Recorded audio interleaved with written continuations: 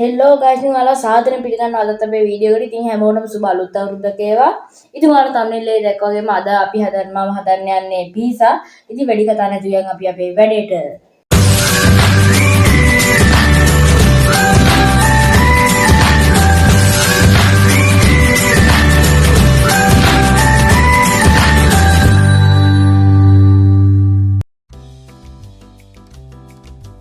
ඉතින් guys ඔය තියෙන අපේ අවශ්‍ය කරන අමුද්‍රව්‍ය ටික. හරි guys ඉතින් අපි ඉස්සල්ලාම මෙතන පාන් පිටි ග්‍රෑම් 300ක් අරන් තියෙනවා. ඔයාලට පේනවා ඇති. ඉතින් අපි ඒක මෙතන eats ග්‍රෑම් 4ක් අරන් තියෙනවා. ඔයාලා මේ වගේ මම මේ පෙන්නන විදියට වීදුරු කප් එකකටම දාගන්න. නැත්නම් මේක ඇලුමිනියම් වලට දාන්න බෑ ටිකක් හොඳ නෑ. ඉතින් අපි මේකටම දාගන්න ඕනේ වතුර මම දාගන්නවා තේ හැලි 4ක්.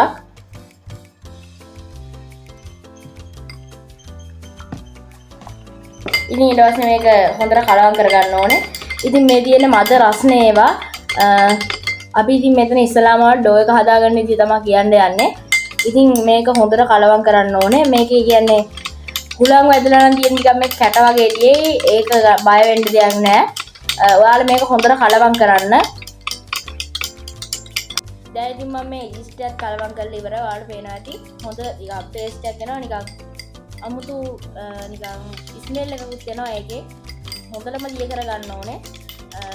මේකට උණු වතුර දාන්න එපා. ඒක මම මෙතන වීඩියෝ එකේ කලින් පෙන්නවා වගේ සීනි තේ හැන්දකුත් අරන් තියෙනවා. ඒ තේ හැන්ද දාගන්න.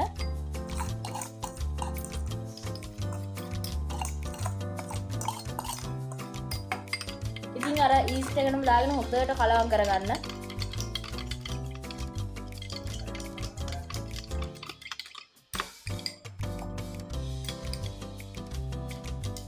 මේ වගේ පේස්ට් එකක් හැදලා ඇත්තේ මේ හොඳට බලා ගන්න. මේ වගේ කියන්නේ පොඩි නානු ගතියක් තියෙන්න ඕනේ ඒකේ. ඒ කියන්නේ ඇලෙන ගතියක් නෙවෙයි මං කියන්නේ. චූටියට තියෙන්න ඕනේ. ඔව් වගේ ගතියක් තියෙන්න ඕනේ.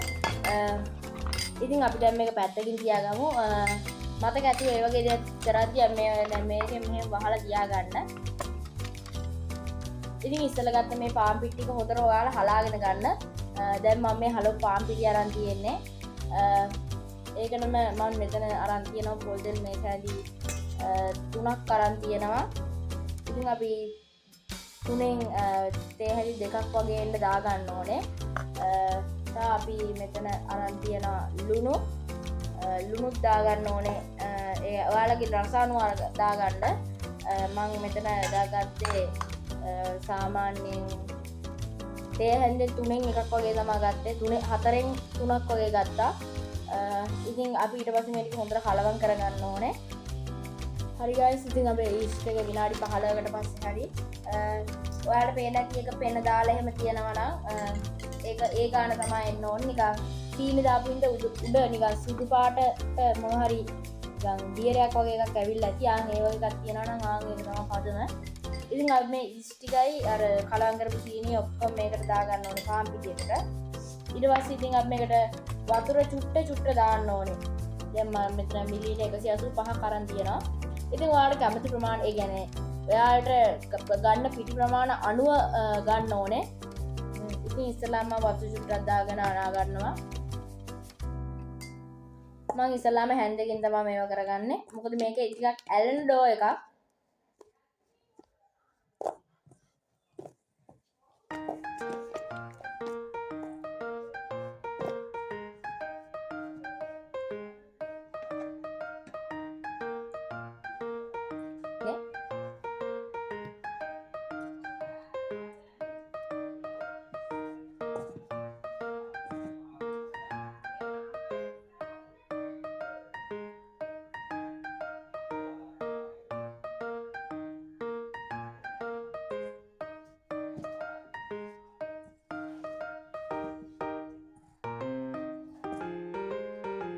හරි guys ඊට පස්සේ ඉතින් මෙතන අපි දාගන්න.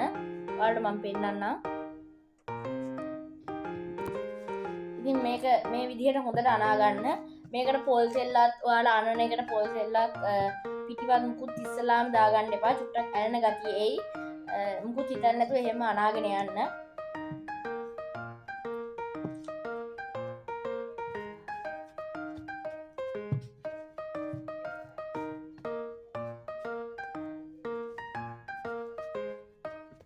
ඉතින් මෙයාගේ ඇල්න ගතියක් ඒ ඔයාලට කියන්නේ මේසේ ඒ ආන් ඒ වගේ තැනදී මේකට පාන් පිටි ටිකක් ඉහ ගන්න ඕනේ. හරි guys ඉතින් මේක හොඳට අපි අනා ගන්න ඕනේ. නිකන් මේක පොඩි ඇල්න ගතියක් තියෙන්න ඕනේ. පේනවනේ මේකට හකාලා කියන්නේ. ඉතින් තියලා චුට්ටක් අද කරද්දිම ඇතුළට බහිනවා. ඉතින් අර මං කිව්ව විදිහට මේ ටිකෙන් විතර හොඳට මේක අනා ගන්න.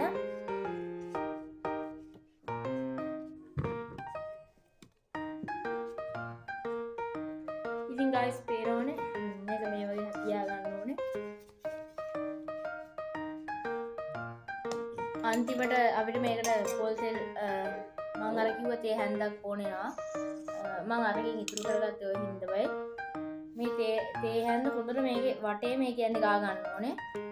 යට හැම පැත්තෙම.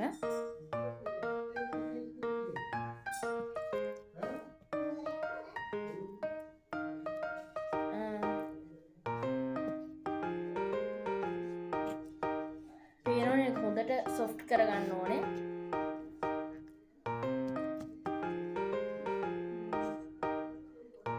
තෙල් ගතියත් එක්කම තියා ගන්න ඕනේ.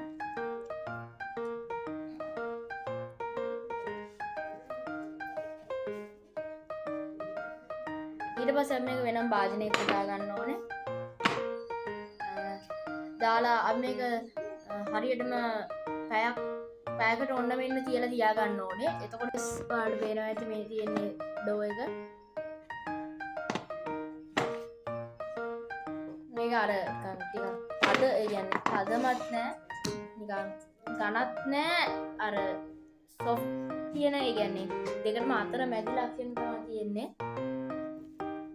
ඔයාලට පේනවා ඇති මේ ඩෝ එක ටිකක් හොඳ ඩෝ එකක් කියලා කියනවා.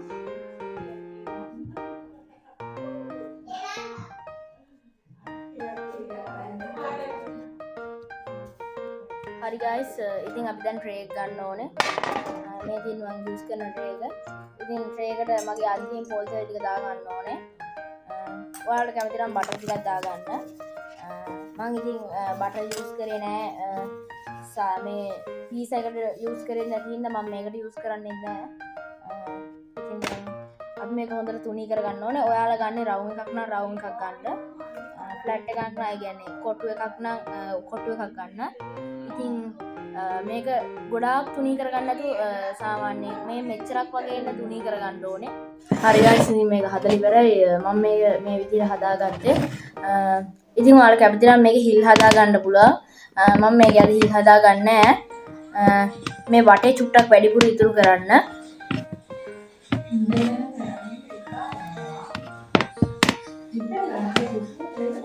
ඉතින් ඊට පස්සේ මේ තියෙන්නේ මේවා සෝස් ටික චිලි සෝස් එක මම ගෙදර හදාගත්තේ. ඔයාලා මේවා හදාගන්න බබ වීඩියෝ එක ඉස්සරහට දාන්නම්. ඉතින් මේ සෝස් එකෙන් අපි ටිකක් දා ගන්නවා මේකට.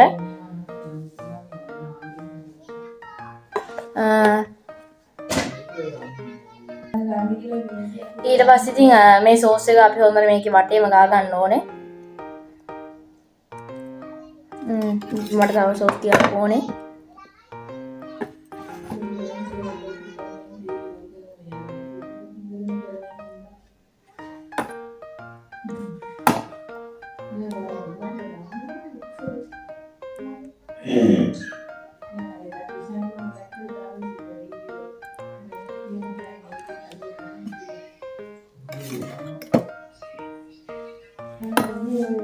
මේ පීසා වල guys රස එන්නේ මේ සෝස් වලින් තමයි. බාන්නක පීසා වල රතු පාට තියෙන්නේ ඇතුලේ සෝස් එක. ඉතින් මම මේ සෝස් එක ටික වැඩිපුර දා ගන්නවා. මම මෙතන තක්කාලි ගෙඩි 3කින් හදාගත්ත සෝස් එකක් තමයි තියෙන්නේ. මේක ඒ සෝස් එකට අපිට ඕනුනේ තක්කාලි ගෙඩි වතුරයි තව වතුරත් ගන්න භාජනයකුයි සීනි ලුණුයි තව කෝන් ෆ්ලවර් ටිකක් ඕන එච්චරමයි ඕනේ. ඒ වගේ රස සැරයි. ඉතින් මේ පීසා සෝස් එක හරියම රස විදිහට හදාගන්න පුළුවන් ඔයාලට ගෙදර ඉදුණොත් මම ඉස්සරහට වීඩියෝ එකක් කරන් එන්න. එනවනේ. ඊට පස්සේ අපි මෙතන ඩෙකරේෂන් වලට අරන් තියන ලුණු ඒ ටික දා ගන්න ඕනේ. මම ඒව තනින් තනින් දා ගන්නවා. ලුණුයි මං ගාව තියෙන්නේ ලූණුයි සොසේජස් විතරයි ඔයාලා මම කලින් වීඩියෝ එකේ මුලදී කිව්වා වගේ සොසේජස් පීස් එකක් හදන හින්දා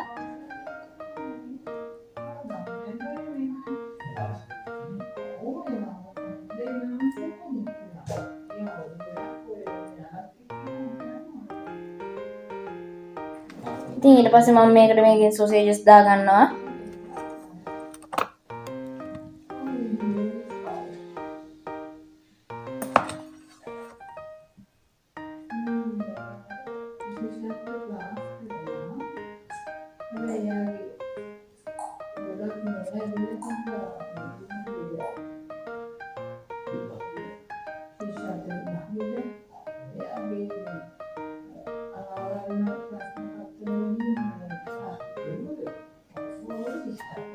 ඉතින් මේ තියෙන මම ඒ ඩෙකරේෂන් කරගත්ත එක.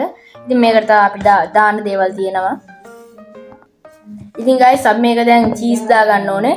චීස් දාගද්දී මම මෙතන ගෙදර හදාගත්ත මොසරෙලා චීස් තියෙනවා. ඔයාලට පේනවනේ.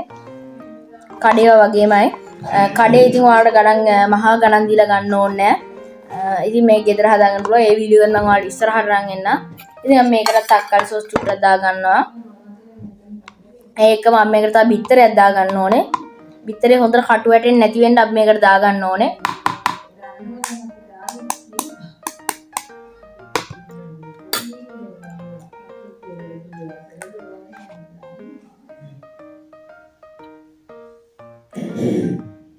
ඉතින් අපි බිත්තර කට්ට පැත්තකින් තියාගෙන අර සෝස් තව චුට්ටක් එකට දා ගන්නවා මට මඩි වගේ ගියේ හිතෙන හින්දා. ඉතින් ඊට පස්සේ මේ සෝස් එකයි සෝස් චුට්ටයි අර චීස් මම ගෙදර හදාගත්ත චීස් ටිකයි බිත්තරේ හොඳට කලවම් කරන්න ඕනේ. ඉතින් ඔයාලා ගොඩක් අය ගාව දන්නම ඇති මොසරෙලා චීස් හරිම ගණන් කියලා. ඉතින් ඒ හින්දා මේ ක්‍රමය ඔයාලා යූස් කරන්න පුළුවන්. මේ චීස් එක හදා ගන්න වීඩියෝ එකත් මම ඔයාලට ඉස්සරහදී අරන් එනවා.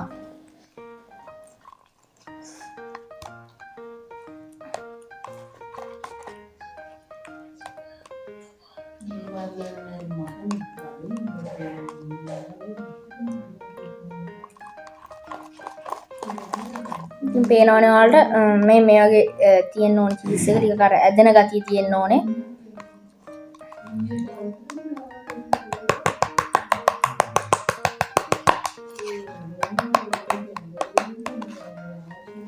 ඉතින් ඊට පස්සේ මේකට මම අර චීස් එක වක් කර ගන්නවා. ඒ චීස් එක කියන්නේ හැම තැනකටම යන විදිහට වක් කර ගන්නවා ඔයාලා දාද්දි.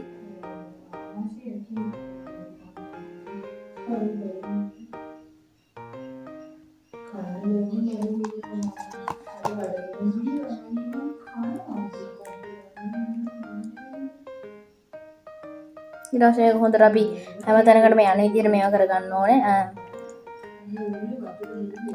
ඔයාලා ගාව තියෙනවා නම් ග්‍රේටර් චීස්, මොසරෙල්ලා චීස් ඒ වගේ જાති තියෙනවා නම් මේකට දාගන්න. ඒව දැම්මොත් තවත් රහයි. මේ ගෙදර හදපු එකක් ඉඳලා එච්චරම රහ නැහැ.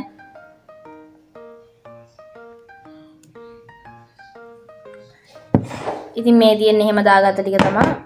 හොඳට අර චීස් අර ගෙදර හදාගත්ත එක වුණත් මොසරෙල්ලා චීස් එක නම් මේක උඩින් දැම්මට පස්සේ දිය වෙනවා. මේක දිය වෙන්නේ නැහැ. එහෙම අර බිත්තරේක දැන් මේකයි.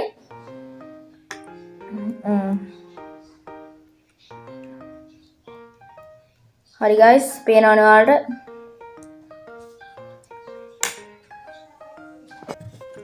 හරි guys ඉතින් මේ පීස් එකට අපිට කොළ පාටට දෙයක් දාන්න ඕනේ හින්දා මම කැප්සිකම් දාන්න හදන්නේ සැරට හදන්න නැති හින්දා. ඉතින් මම මේකට පෙනෙල කොළ දෙකක් දා ගන්නවා. ඔයාලට කැමති කොළ වර්ගයක් එක් කරගන්න පුළුවන්. ඔයාලා ඕන කැප්සිකම් එක් කරගන්න.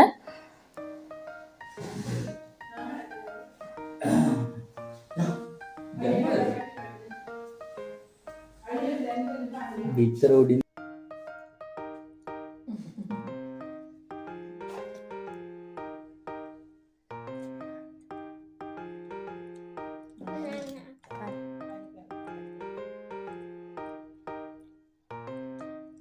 හරි guys ඉතින් මෙහෙම තමයි ඩෙකරේෂන් කරන්නේ.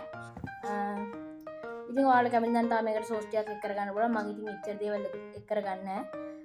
ඉතින් මම හිතන්නේ මේක බර තියෙනවා අඩුම ග්‍රෑම් 600ක්වත්. පිටි ග්‍රෑම් 300 මම පාවිච්චි කරේ. ඉතින් පේනවා ලස්සන. ඉතින් මේක බේක් කරාම බලමු කොහොම තියෙයිද කියලා. හරි guys ඉතින් අපේ පීස් එක රෙඩි. ඔයාලට පේනවනේ. ඒක මාරව විදිහට තියෙනවා. ඉතින් මේ තියෙන්නේ ඉතින් මේගේ වීඩියෝස් බලන්න අපේ ෆලෝ කරලා තියාගන්න, සබ්ස්ක්‍රයිබ් කරන්න, ක්ලික් කරන්න, ෂෙයා කරන්න, ලයික් කරන්න අමතක කරන්න එපා. අතර ගිහින් එන්න. ගුඩ් බයි.